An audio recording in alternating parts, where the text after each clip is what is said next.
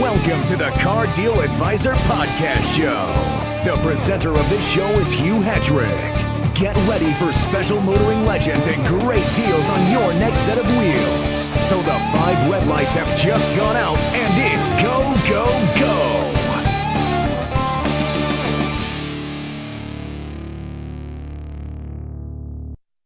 Welcome to the Car Deal Advisor Podcast Show with me, Hugh Hetrick, and my very special guest, David Perel. Good morning, David. How are you doing? Very well, thanks. Thanks for having me on the show, Hugh, and thanks to everyone who's listening in. Yes, it's a great privilege to meet a real racing driver who is involved in lots of amazing championships and who drives a Ferrari racing car as well, which is rather good. I think it must be a boyhood dream for every boy racer out there who's listening to drive a Ferrari and actually race it for real. How on earth did it all start? Where did it all begin, your love for motor racing and things like that? I was born with a disease. It's called Perel in your veins. Around the age of 3, I stumbled across a photo, 3 or 4, was one of my earliest memories. I stumbled across a photo of my dad in a Formula Ford. He did 2 or 3 years in the UK racing Formula Ford when he was in his early 20s. But it didn't go very far, and he loves driving a lot, but he has no passion for motorsport. But anyway, that sort of, from as long as I can remember, I've wanted to be a racing driver. And then when I turned 15, I got a kart, like a really old kart, and raced in the Cape Town, the Western Province rather, regional championships for quite a few years. And then I sort of peaked at 22 or 23. I can't remember the exact age, where I qualified for the karting world championships, the Rotax Max grand finals. And I finished 5th. But by that time I'd run out of money because I was funding, from the age of 18, I was funding everything on my own, and didn't have any money to continue. So stopped racing with the full intention of coming back, one day. Focused on a business with my brother, which we started when we were 18, a website business, and saved as much money as I could for about 7 years. I did the odd kart race during that time. And then when I was heading towards 30, and it was always my dream to own a Ferrari before the age of 30. And I was looking at this gray Ferrari F430. I'd saved, I think, enough money to own one for about 12 months. That was my estimation. And I was going to do it. And then then I was watching Le Mans, in June. So I was 29, 2014. And I did the math, and I saw this guy standing in the pit lane. I'm a huge Le Mans fan. Standing in the pit lane with his helmet on, and the car was coming down the pit lane, and he was about to jump in, and I went, wow, imagine that feeling. It was nighttime. Imagine the feeling of getting into a racing car or waiting for the car to coming towards you, and you're about to head onto the track at Le Mans. How do I get there? Like, there must be a way. And I did the math. I think there is, I need to be corrected here, 50 cars on the grid, 3 drivers per car. It works out to about 180 drivers in that race. So I'm like, 180 drivers. The odds are stacked in my favor. How hard could it be? Turns out very hard. So I called racing teams overseas. I took the list of Le Mans entries and I Googled them and I tried to phone them, and only one of them got back to me, and he told me the prices, and it was way, way, way more than I expected. So we're talking like millions of euros, you know. Really? Wow. Wow. Yeah.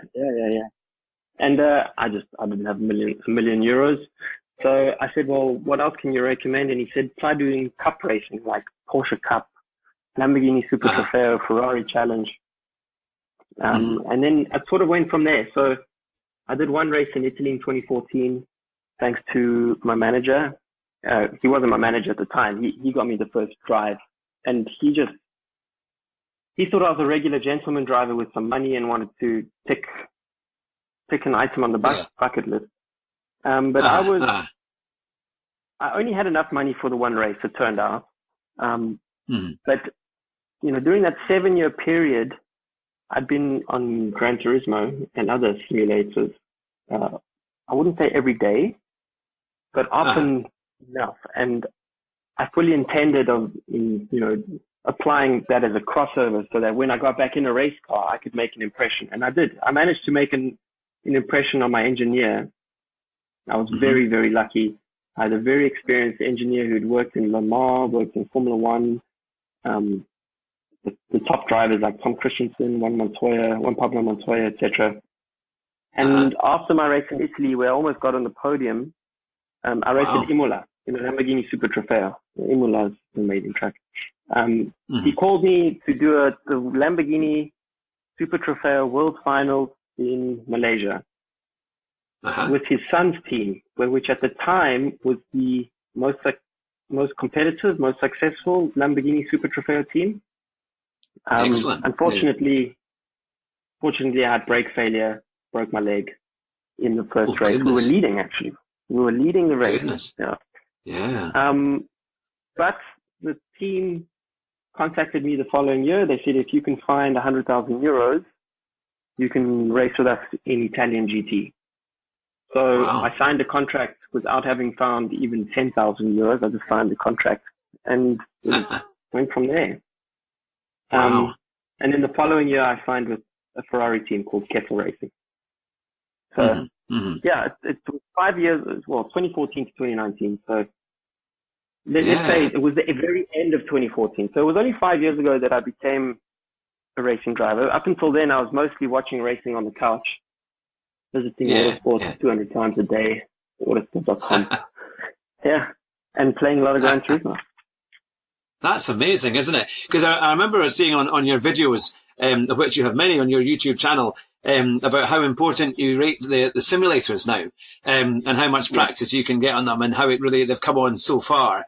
And I think that's true. I mean, look how popular Gran Turismo is, and some of the drivers who have done well in that have gone on to real racing, just like yourself. I think that seems to be more of the case nowadays, isn't it? That everyone's wanting to do well on them to see if they can maybe get a drive in something real, eventually. And it's getting very exciting because I think the simulator races are getting more publicity, every year. And it seems to be the new way, of getting into motor racing. Everyone has a shot at home on Gran Turismo and things like that. Yeah. I mean, look, I've been playing Gran Turismo since PlayStation 1, the very first version. And I was already, I don't know how old I was, 15 or 16, I'm not sure about that. It was about 19, 20 years ago. And I was using Gran Turismo version 1 with the gamepad as a method to learn racetracks and be a better kart racer. And it was thanks to my mom. Yeah, my mom said to me one day, she was watching, she's like, I bet you'd be better at this in real life. And I was like, I can use the PlayStation to become a better racing driver. And then in 2010, the GT Academy was launched. That's right, yeah. And you had, I think it was the second year of it. But anyway, you had to do a race in a Nissan, not a race, base laps in a Nissan. That's right. At Indianapolis. And I finished fourth on the European leaderboards, even though I was in South Africa, in the hope of getting invited so I could then, become a real racing driver. Because, I mean, look, you can be a professional karter, and I wouldn't say I wasn't getting paid to kart, but I was, at that time, before I stopped racing, I was doing karting for free, except paying for my travel and stuff. But you don't consider yourself an actual racing driver. You're a karter. I wanted to be a racing driver. I wanted to earn money as a racing driver. And I was hoping that the GT Academy would be my ticket. But because I was based in South Africa, we didn't qualify. So even though I finished fourth on the overall leaderboards, I think there was 1 million entrants that year, something ridiculous. Wow. I never got the call. So I was a bit bummed about that. But one of my most satisfying things was 2016, in the Blancpain Championship, I overtook the Nissan GT Academy car. So I was like, you missed out there, buddy. No, absolutely. I'm trying to remember the name of the chap who won that. Was it? It wasn't Mank. It was now. What was his name? The chap, one of the first French people who guy, I won. think. Yeah, Oh, the first like, guy it was like, Luca Ordonez. He was the first guy. yeah, And then and there was a been quite British few chap, since wasn't there? then. Yes, Jan Mardenborough. That's it, He's Martin. gone on to have Yeah, a phenomenal career. I think he won the 2012 one. that's wow, right. Yeah. he's been phenomenal. Yeah, so to me, simulators are critical. I have one at home.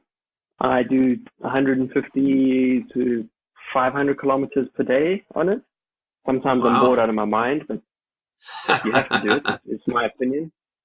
Yeah, You know, yeah. my theory around is a basketball player is always practicing on the court with a basketball, you know, almost every day, I reckon, now on the court, doing shots. And I mean, I read about this stuff a lot. So Michael Jordan never used to start a training session before doing 1,000 free throws, something like crazy like that. Wow. Wow. And to me, the simulator is the basketball or it's the treadmill. You know, you can call it the treadmill if you want. Yeah. And it's critical, in my opinion. But not a lot of racing drivers think that, by the way, in my age group. The younger guys, yes. Max Verstappen, Lando Norris, those kind of guys. But drivers older than 30, I'm still trying to convince them to get simulators. So, yes, it's funny how it's. I mean, I think Lewis Hamilton plays a bit of simulators, doesn't he? I'm sure he does. He's done stuff with Gran Turismo, because he's done special laps and things like that. And I think he does a little bit of racing. And I think Rubens Barrichello plays F1 GP, I think it is, the F1 race. I'm sure I've heard of him playing on some of the major kind of streaming online games when he was doing when the new F1 game came out. But I think now they just do it for fun as a wee kind of thing to relax, probably, or just have a laugh on an evening. But it's amazing how they've come on. I mean, I just bought a Logitech G29 wheel and the play seat because I was desperate to try and get a bit faster. And to see how it would work. And it makes a huge difference to the game. Because you just get so much more feel, you know, and it's, the pad is okay, but when you get an actual seat in the steering wheel, it feels much more like you're actually in the car and you can be a bit smoother around the corners and all the rest of it. It's quite fun. So I've been trying to improve my lap times. I think like everyone, you kind of bit by bit, you kind of try and go up the rankings a little bit. So at the moment on Gran Turismo, I'm a B for Bravo and B for Bravo. So that's my, as good as I've had. I was up to an S level on is it the sportsman rating, the second one, not the first one. I had a few dodgy races, and that put me back down again. But if I'm lucky, I get a couple of, I do like your videos, by the way, of Dirty Dave. I think they are hilarious. He comes up too often these days. Well, it used to be much worse because when I actually took a year off from simulators and I didn't have a PlayStation 4. And then when I finally set everything up at the beginning of last year, I came in like all guns blazing, trying to just, you know, emulate my performance in GT Academy. And I was a rammer. I was racing as if I was racing in real life, but I've come to learn, shockingly, that there's a completely different etiquette in sim racing, and it sometimes frustrates the hell out of me. But you know, you got to play to the rules if you want, even the unwritten rules. So we call them DR meltdowns. It's when you have such a bad race with your sportsmanship ranking that they knock you from A plus to A or even B. And I've been knocked from A plus to A twice. And have you? Yeah, it's frustrating. I'm literally, I think I'm standing on around about 29,000 points so I'm just short of A. But I haven't had an awful lot of practice in the last couple of weeks. So I'm hoping that I might do an FIA race to try and get myself above, get into A, because that would be a first for me to get up into that level, which is quite good. But it's amazing because when you watch your videos and people like Super GT as well, to try and learn how you do such fast lap times. And you know where you can, you know, the maximum use of the curbs and the lines that you take and things like that. And it's amazing how much you can learn from what you've been doing. And your videos on how to do a better lap time are extremely good and really helpful. I think a lot of people will be in the same boat that they don't know where to start. So when they watch your videos, it makes a huge difference to get an idea of where to brake and where to change gear. It's great that you're able to do that and help us all out to try and get a bit faster. Yeah, thank you. And, you know, the posting stuff on YouTube was, I didn't think anyone would be interested, but it turns out that, okay, I don't have the kind of views that Super GT does, but, you know, coming from the tech world, I know that every single listener, every viewer, every person who comments is significant, and it just keeps growing more than I anticipated, honestly. The saddest part is now that I'm heading into my season is I won't be able to post as many videos as I want to because I'm never at home anymore. So, you know, between the beginning of February and all the way to the middle of April, I won't be able to post anything, which is never good for a channel. But I can't believe that people find my stuff useful, honestly. You know, there's faster guys who also do tutorials, but people seem to really like my ones. So I appreciate that. Thank you. Yeah. Oh, you're very welcome. I mean, the thing is we're all, you know, you're a professional and we're all amateurs. You know, we're all just kind of, if not doing it for fun, we're just trying to, you know, learn how to race and how to do it. So it's great having a chance to see, because, you know, when you have like the fastest lap times in the world, when you go into like a new season or a new week for online racing, and it's interesting to see, you know, who's doing the fastest times, and you're trying to get as fast or as close as you can to that group. So people like you guys can really help us an awful lot, because we obviously watch your videos and it helps us to try and cut the lap times a bit. And also with racing etiquette as well, because, you know, people who have never done it before, it can be quite dodgy. I remember when you start a profile in Gran Turismo, which a few of the drivers are doing at the moment, they're restarting, and it's quite funny watching them deal with the guys at the lower end and how they get out of the way or not, or the amount of incidents that they can see. But it's that's the thing. You get all these rammers who just want to take you out if you go past them. So you have to be so wary of that. And obviously that doesn't happen in the real life racing. What would you say? You'll be surprised. Well, I suppose if you're racing against a lot of Italians and Spanish, I know that sometimes they always used to say that they were used to some of the most aggressive drivers out there, aren't they? If they get a bit, if you overtake them, they're not too happy. But going on to your videos of like the real racing cars, you know, when you do your in-car shots of your races, I mean, they're phenomenal. Yeah. I mean, for someone like us who's just, you know, we just see it on TV, it must be incredible driving these Ferraris and Lamborghinis on these incredible tracks. I mean, what was your first experience of that like? You know, it must have been amazing. Yeah, I will. Just on the topic of the onboards, my major frustration at the time was there was no one posting good onboard laps, the real racing drivers. Remember, 100%, I am first and foremost a racing fan and a sim racer, and then I happened to stumble and like somehow find my way onto a real racetrack. So I still have the fan DNA in me. You know, last night I was watching 4 hours of Le Mans Porsche RSR onboards at night, just for fun. Wow. You know, like any racing fan would. So that's why I started to post all my onboards, and I'm trying more and more to like put it at the right angle on my helmet, even though, by the way, that's not really allowed. You're not allowed to put cameras on your helmets anymore, sadly. So you guys can get a closer feeling. But the first time I drove a racing car on the track, the GT car, was the Lamborghini 2014, and I was shocked how claustrophobic it was. My helmet was touching the roll cage, so my head was a little bit skew. And I just couldn't see out the thing. It was so scary. And I didn't realize in sim racing, you brake quite softly with the pedal. Like, yeah, you brake it quickly. But in GT racing, you have to ram that pedal with all the force in the world to get it to stop in the first, under initial braking.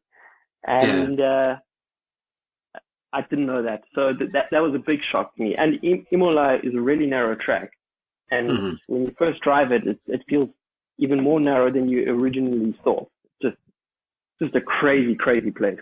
So it was just a phenomenal experience, addictive. It gets very hot inside, very hot. Can't even begin to explain. Oh, I can. I'll try in a minute. I'll tell you about Suzuka. But yeah, it's just the best feeling in the world for any racing driver, any racing fan. If you get the opportunity to drive one of these cars, Mm-hmm. The thrill is incredible. And it's not about the acceleration, by the way, or the power, because actually they're very, relatively speaking, underpowered, 550 horsepower. Yeah. It's the braking. And the braking is just unbelievable. So Yeah. It does sound amazing. I remember years ago, back in 1993 it was, I was 18, and for a birthday present I got a day's racing at Donington Park, back here in the UK. And it was, you got to drive different cars, but the last car you got to drive was a Formula Vauxhall Lotus car, so a proper single seater. And I was the thinnest, at that time, I was the thinnest person in the group. So they allowed me to fit in it, because most of the people couldn't fit in them. So they had to go in a kind of wide angle Formula Ford or that kind of thing, and I got the Vauxhall Lotus. But it was some machine, and it was raining on the day that we did it. And I remember setting off, and I could just see the water droplets go up my visor. And I couldn't see over the front virtually at all. You know, you sit so low. But it was an incredible experience, even just going round the Donington Loop, in a single seater. And then 2 weeks later, I would watch Ayrton Senna win at Donington Park, in that incredible Formula One race that he won, back in 1993. So it was an incredible experience as they were getting the track ready. And then we came back 2 weeks later to watch it live. It was something else, but it's the noise and as you say, the braking and the pedal. I remember the pedal in the Vauxhall Lotus, it just seemed solid. It was like, how do you get feel out of the brakes, you know? But eventually you start getting a little bit used to it. I mean, I only drove it for about 15 or 20 minutes. But it's an incredible experience, and you just don't want to get out. You just want to keep going. That's it when you first start. It's the most depressing thing when the checkered flag comes out, when they call you, and I still feel that. That's I want to keep going one more lap. I still have that.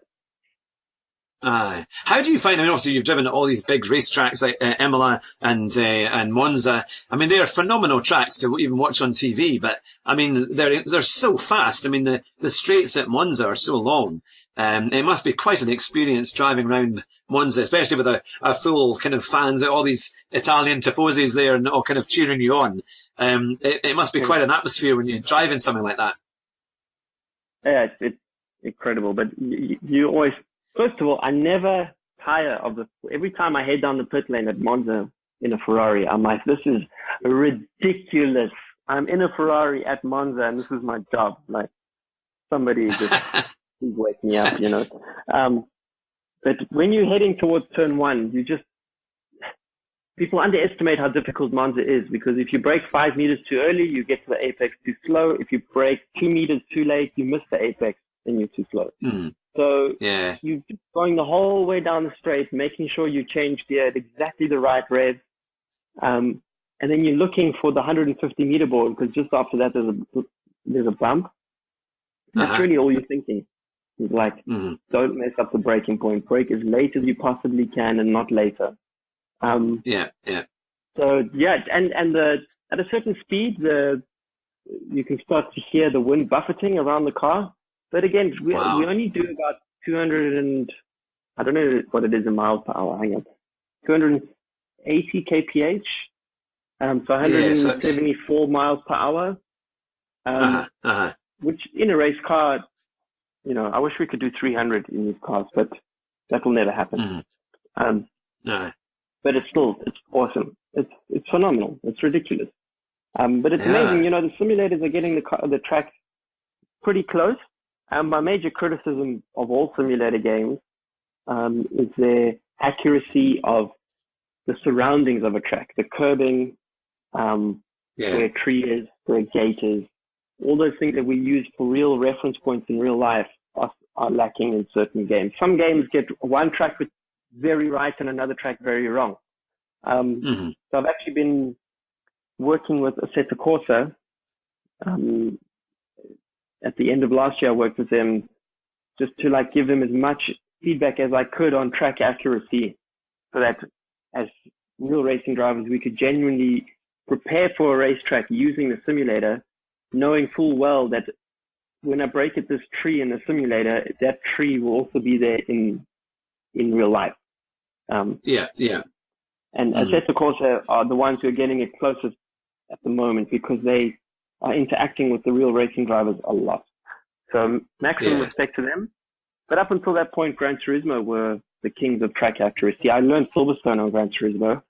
Yeah. Gran Turismo 6 or 5, I can't remember. And when I went there in real life, it was as if I'd done a million laps around there. So Wow. credit to them on that one. Yeah.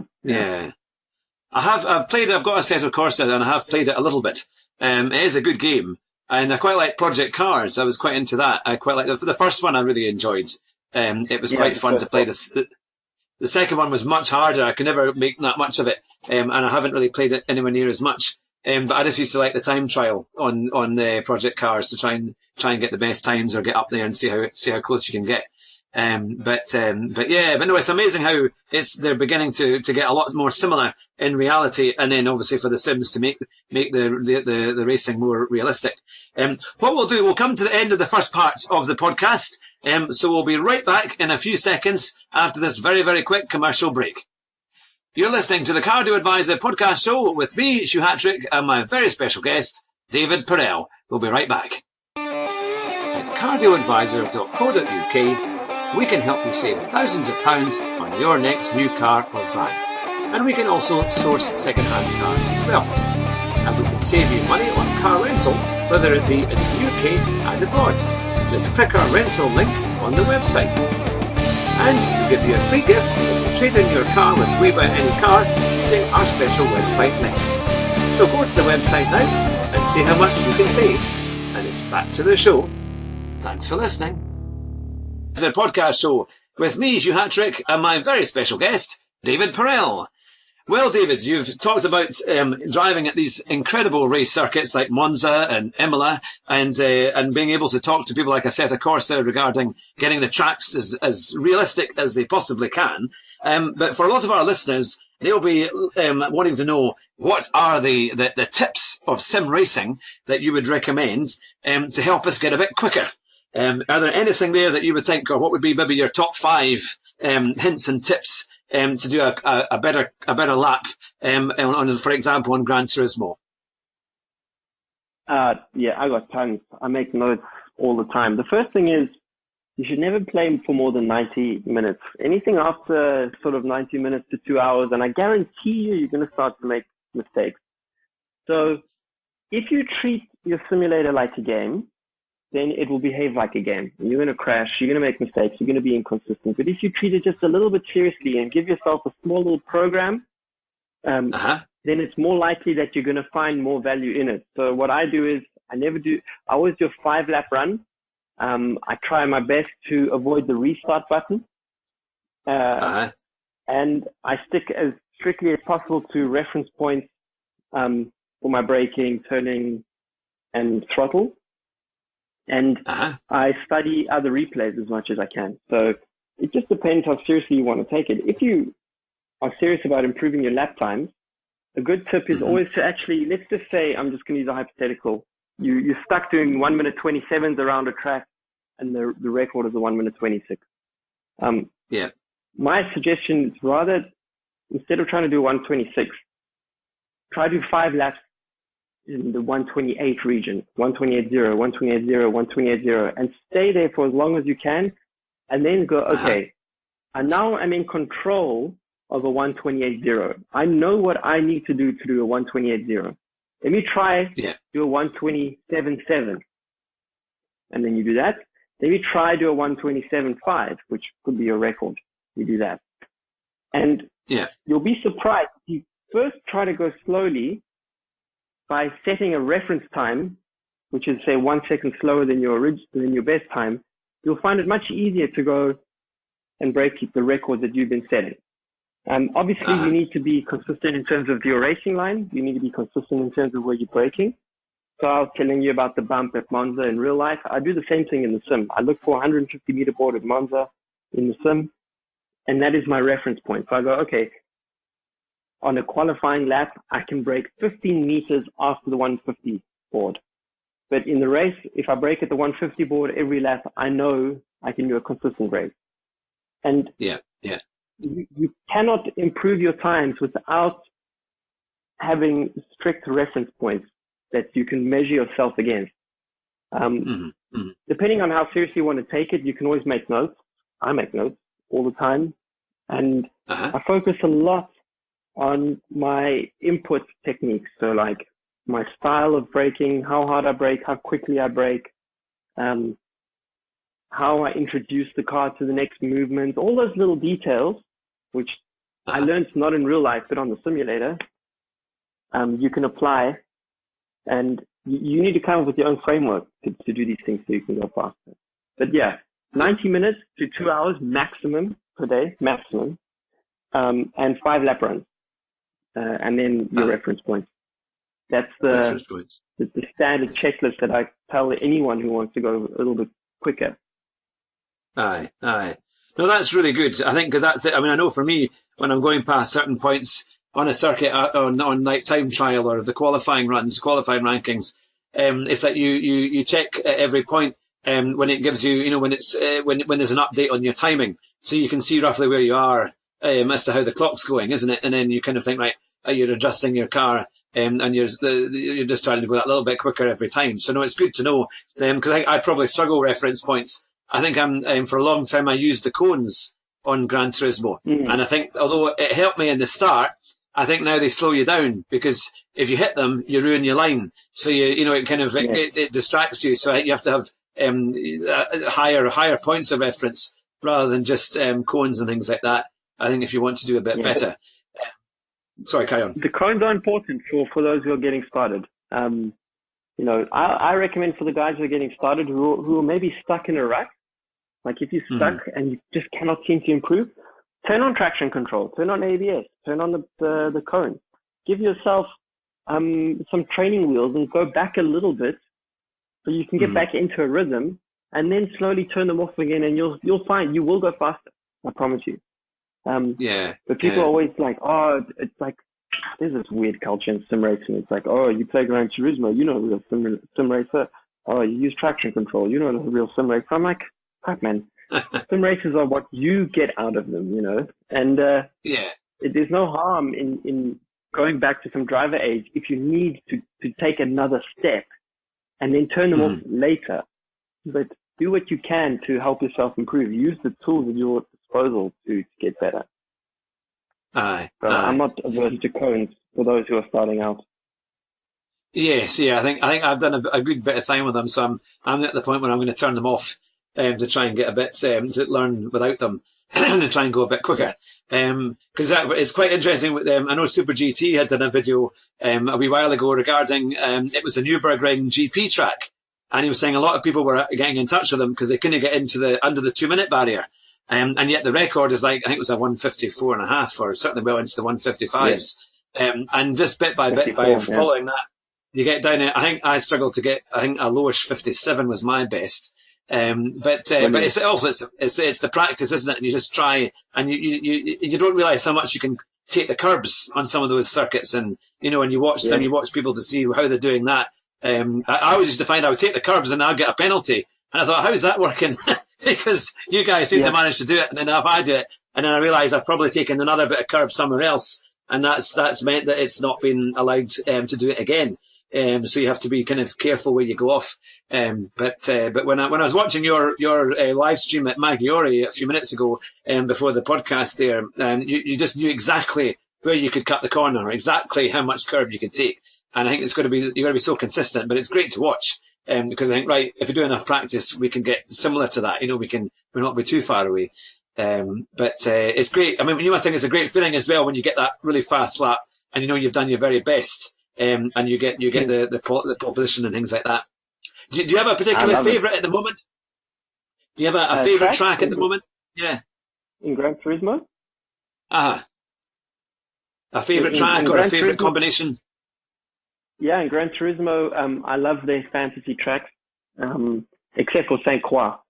I hate that track. But Maggiore and Dragon Tail, they are, to me, I would build those tracks in a heartbeat if I had the land. I would build Maggiore definitely as quickly as I could. I think that track is so well thought out. They have such amazing attention to detail on like the curbs. Some curbs have sausages in the middle. Some curves have like the little grass popping out. The gradient of the racetrack. It's got high speed, low speed, decreasing radius. everything. I absolutely adore that track. And Dragon Trail also love. I can play those tracks all day long.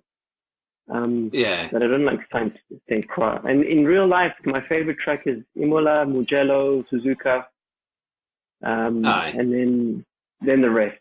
I've done very well at Spa in my life. I'm the record holder. I currently hold the lap record for GT3 cars around Spa. Wow. But it's not my favorite track, which is strange. Yeah. So, you know. That's something else, isn't it? I mean, I have to admit, I love the old tracks. I mean, Imola, before 1994, when it still had the proper Tamburello corner, I mean, that looks spectacular. Yeah. And now it's obviously chicanes, but it's always, I mean, I think they're restricted as to what they can do with Imola because it's a park, and they can't just ever change it back. But I mean, it's an amazing circuit. And you go up and down and all over the place. And I used to play it on Formula One. I think it was like F1 2008 or 10, one of the ones that had, and it was always a great track, to race on. I really enjoyed that. Do you quite like the Formula One games? Is Formula One something that you're maybe aiming towards, do you think? Or are you happier in a GT series or that kind of car? I mean, I'm too old for Formula One, so I'll never race there professionally or anything. But, you know, for the Ferrari customers who buy their old F1 cars, maybe I can find my way into doing some laps in one. I mean, that's not on my radar though. I see them a lot. I see the old F1 cars a lot driving around at Ferrari events. I'm a huge Formula One fan. Huge. I went back to my parents' house and I was looking at all the F1 racing magazines that I'd bought throughout my life. I kept them all. But the games frustrate the hell out of me because, you know, they just pay zero attention to the accuracy of the racetrack. But I did play a certain F1 game for a very long time to practice, to improve my start. Because when I was in karting, I went through this period where I was crashing a lot at the start. I didn't seem to fix it. So I would use the F1 game of the time, start in last place, and try and get as far up the grid in one lap as possible without touching any other cars. Like turning up the AI to maximum difficulty. And that helped a huge amount. In fact, it was just before the World Finals and that I'd been practicing these starts. And I had a bad qualifying at the World Finals in the karting and had to start every race in P13 or P14 in the heats. And in all three heats, after the first corner, I was in the top 5 without touching any other car. Wow. Yeah. And that was purely because I'd figured out some new techniques, new ways of looking where sort of the crowd is going, like where the bunch are going, and then working to the opposite of that. And that was thanks to the F1 game. The F1 game was like so fast, you know, it was like, you really have to have good reactions and like the gear change, like, you know. So it's incredibly quick, isn't it? At a different level. And I developed some what would you say, practice drills, which I used on the PC and the PlayStation just before. And when I got to the World Finals, I was prepared. So that was a big lesson. That was a breakthrough in realizing the value of simulators and how there was a real crossover there. And the same thing happened last year when I raced at the Nürburgring GP. I think I was starting sort of mid-pack. I can't remember where we started. I think I was last because in the first heat we didn't finish. And I came out in P13 from doing a practice drill on Gran Turismo where I followed a certain line and technique through the first few corners, which worked in real life. So there was another clear crossover benefit. Yeah. That's brilliant. No, that's really good. That's fantastic. I'm sure there's going to be people fiercely writing notes here as they're listening to the podcast to try and get these tips to make it all work. But no, that's brilliant. I do remember one funny time when I raced at the Daytona Raceway in Britain. They've got a go-karting centre just in London. And years ago, about 15 years ago, I did it with my brother. And it was one of these arrive and drive events where you just come in and have a go. And everything would be going really well. I'd won a few of my qualifying heats. And at the last race that I had in the qualifying heats, I was last on the grid, and my brother, he was first on the grid. It was all kind of done randomly. So I had a team talk with him, and I said, right, Kerr, you need to go into your first corner and then brake and slow everybody up, and then I'll come round the outside. And then as a kind of last kind of dismal attempt to try and do it, and would you believe it, it worked. So he came round his hairpin bends, he slowed right down, everybody bunched up, and I came round the outside and got through and won the race. So I was quite chuffed. But you know, it's amazing how these things, and it's great. Obviously, you've said there, you've learned something on a simulator, a really good point of starts, and then you've been able to use that in a real race and do really well with it. So it just shows you where it's all going. But I suppose that comes to my next question. What would be your kind of aims now for your kind of motor racing future? Do you have a kind of distinct idea of what you would like to do? A very clear idea. I want to race at Le Mans. I still haven't got there yet. So because I don't have the money, I have to rely on my CV, my achievements, which are pretty chunky now, but you know, the Le Mans teams will always go for a driver who has experience at Le Mans. So, like chicken and egg. The one solution would be to raise like £300,000 and pay for my seats, but I'm hopeless at raising sponsorships. So I'm just going to have to keep plugging away and proving that I'm of value to a team which is looking for a driver. But that is my ultimate goal. I think about it all the time. I love Le Mans so much. And I really want to be on that grid one day. So yeah, I will continue knocking away at this dream of mine until I get there. I didn't expect to. My aim was never to be. Well, hang on.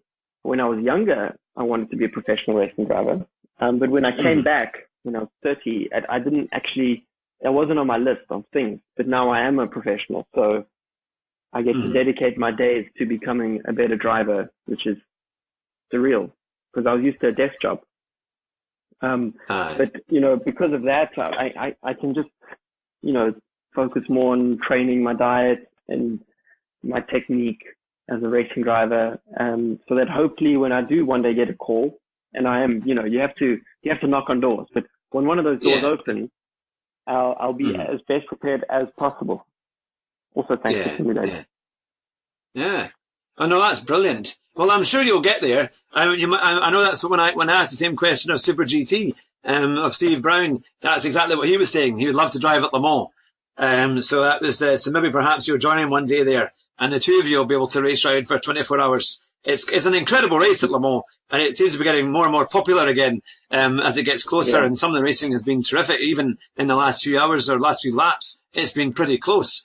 There's been some amazing last minute changes in the last few years.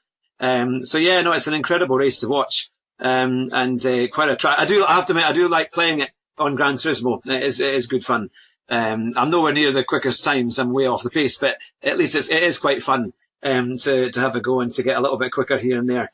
But that's absolutely super.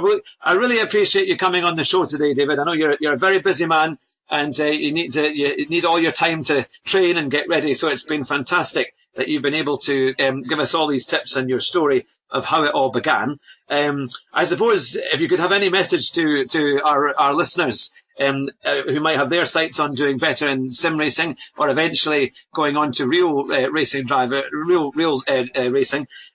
would it be? Because I know you're very determined, and that's a huge part of your makeup, really, isn't it? That you're a very determined individual with big dreams, and you've been able to get those, achieve many of them. What would you have for our listeners as advice as to how they could go forward? Good question.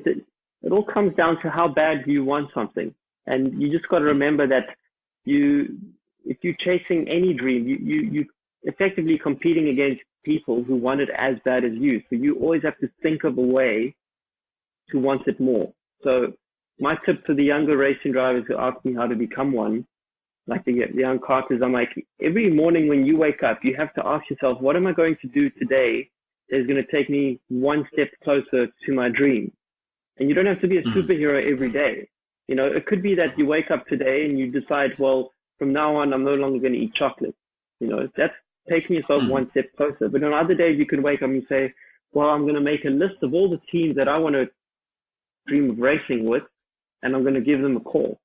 And, once you start making lists like that, it's actually quite easy, because you can say, today I'm going to phone 5 of them, because I guarantee you the first 5 you call aren't going to pick up the phone or aren't going to say yes. But every day when you wake up and you have a dream, you got to ask yourself very seriously, what am I going to do today to take me one step closer to that dream?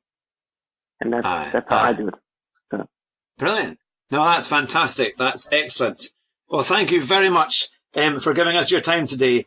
And for our listeners, you've been listening to our special guest with David Perel, who is not only a phenomenal sim driver, but a real racing driver, driving in the GT3 Championship across the world. In fact, you were saying 3 different championships all in one. So it's an absolute privilege to be able to talk to you today. And I'm sure our listeners will be fiercely writing notes and be very pleased at what you've been able to give them today. And hopefully we can get another interview with you later on in the year, perhaps, and you can tell us how your racing is going. When we wish you all the best for a very successful year of racing in the different championships. Is there a particular race that you're looking forward to this year that you think could be the best one for you, or that you're really looking forward to? I haven't released my plans yet, but I know I'll be doing the Spa 24 hours. I've won it 2 years in a row, so I've got to try for 3 now. The pressure is a bit on there. I'm sure. 24 hours, it's a phenomenal race. And, I'm not as busy as you think, so I'll be happy to come back on the podcast later in the year to discuss progress. Maybe I've learned something on the simulator, which I can share with your listeners. More than happy to do so. Oh, that would be super. Well, we'd love to have you back on the show. And it's been really good to talk to you. Thank you very, very much. And for all our listeners, you've been listening to the Cardio Advisor podcast show with me, Hugh Hattrick, and my very special guest, David Perel. Have a great week, and we'll speak to you soon. For more information, go to cardioadvisor.co.uk, and you can see all the special offers that we have on the website. And remember, we have our YouTube channel, which is at Hugh Hattrick, and also we have our podcast on Podbean, on iTunes, SoundCloud, and Anchor FM. And if you like what you hear, please like and subscribe to our shows, or you can donate every month for just £1. Thanks for listening, and we'll speak to you soon. Bye-bye.